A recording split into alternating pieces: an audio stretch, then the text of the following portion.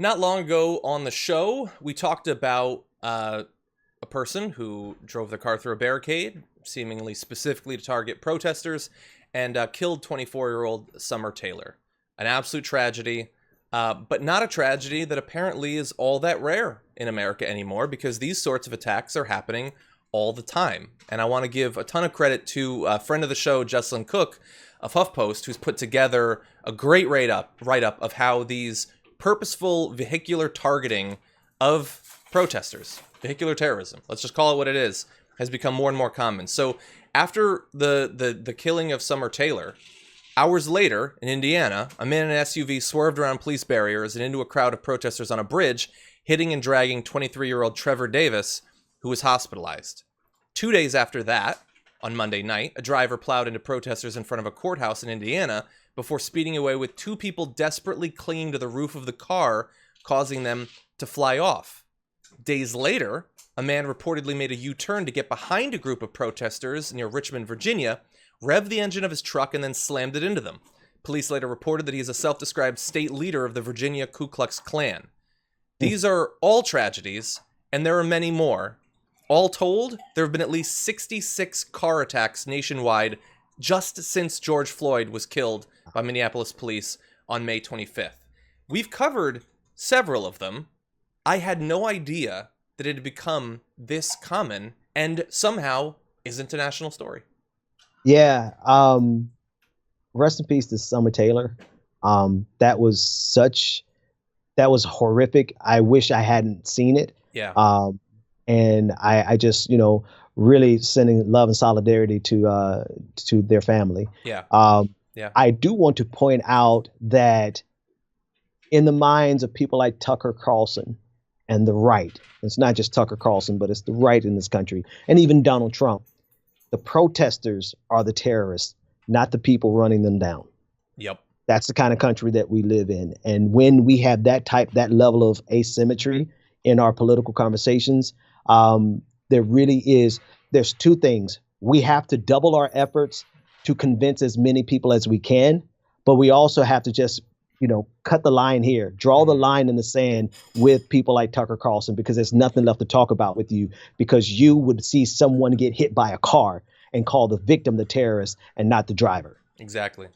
While defending police departments that even in recent history have charged protesters who were nearly killed in these incidents with crimes, but not the drivers in some cases. Not in all cases. Many of the drivers are facing criminal charges, but in some cases, the police have sided with the drivers themselves. And this is not a new thing. I love Jesslyn Cook's work here. She found that in January 2016, a police sergeant in St. Paul, Minnesota wrote a Facebook comment urging people to run down protesters on MLK Day. Quote, "Keep traffic flowing and don't slow down for any of these idiots who try and block the street." This is Sergeant Jeff Rothacker. "Run them over." Days after Heather Heyer was murdered by a Nazi with his car, Conrad Lariviere, I believe it is, Massachusetts officer in Springfield, wrote on Facebook, "Ha ha ha ha, love this. Maybe people shouldn't block roads," after she was killed.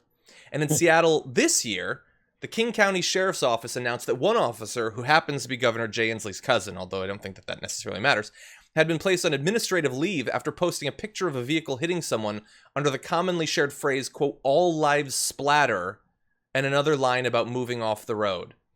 And so while we are trying to fight back against this wave of domestic terrorism, right-wingers online are sending memes. They have a funny phrase for killing protesters in the street. They think it's funny. All lives splatter.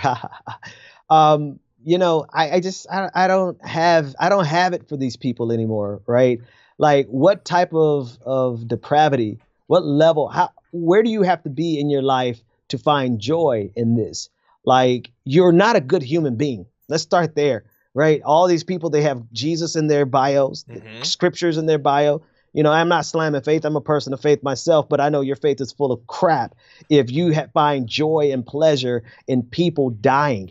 And that's the level of where our hyperpartisanship has gotten. And this is not to draw a false equivalence between Democrats and Republicans, because I think Republicans have gotten to a place where they have lost their humanity altogether. Because if you find joy in people getting killed because they share a different political philosophy than you and they have goals that might inconvenience you a little bit, then you have lost all sense of humanity and your faith is worthless, completely worthless. Yeah, man. Yeah, I think about like those private Facebook groups that were found of police officers like joking about violence against protesters.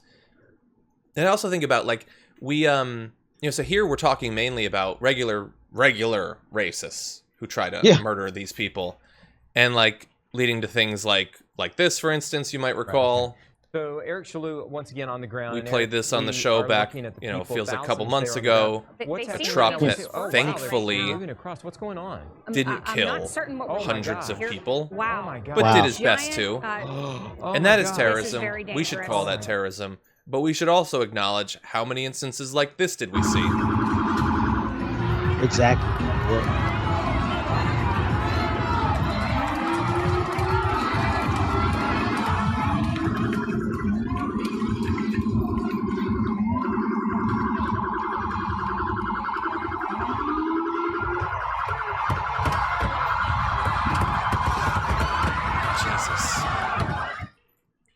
Every time I can't. The police are using the same tactic as the terrorists in some cases. It's madness. Here's the other thing that America is so twisted.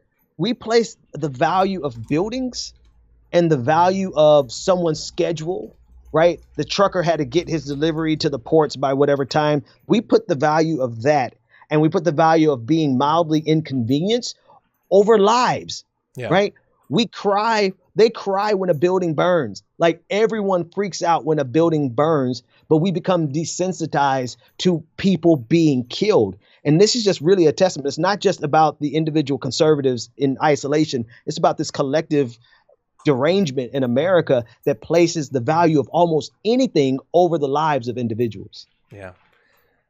God, it's in the fact that it's not a story.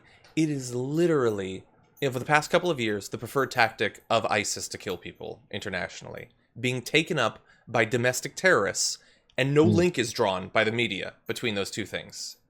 None, and that's clearly on purpose. Yeah, think about it. Like you have domestic terrorism rising in America, and the media is effectively running PR for them by refusing to cover the story. Yeah. By giving them the cloak of people not getting what's going on to allow it to continue to spread.